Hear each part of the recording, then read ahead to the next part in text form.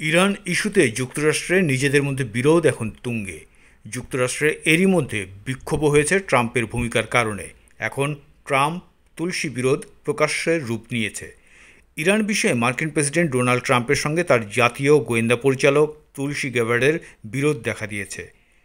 ইরানে মার্কিন সামরিক হস্তক্ষেপ সায় নেই গোয়েন্দা প্রধান তুলসী গ্যাবার্ডের।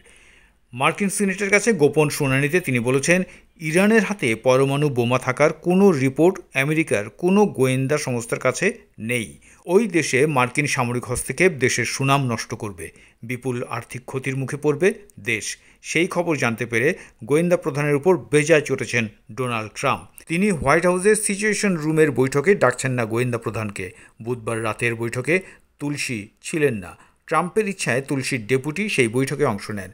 ওয়াকিবল মহল বলছে, গোয়েন্দা প্রধানকে উপেক্ষা করে যুদ্ধে জড়ানোর মতো সিদ্ধান্ত নেওয়ার নজির তেমন একটা নেই। জল্পনা জড়িয়েছে, তুলসী গোয়েন্দা প্রধানের পদ থেকে সরে যেতে পারেন, এমনকি সরিয়েও দিতে পারেন তুলসীকে। এর আগে ইসরায়েল ও যুক্তরাষ্ট্রের মধ্যপ্রাচ্য নীতির সমালোচনা করে সামাজিক যোগাযোগ মাধ্যমে এক পোস্ট দেওয়ায় মার্কিন পররাষ্ট্র সদর দপ্তর পেন্টাগন একজন ঊর্ধ্বতন সামরিক কর্মকর্তাকে তার পদ থেকে সরিয়ে দেয়। তুলসী গ্যাবার্ডের বিষয়েও ট্রাম্প যে কঠোর পদক্ষেপ নিতে পারেন তেমন আভাস মিলেছে মার্কিন প্রেসিডেন্টের কথাতেও।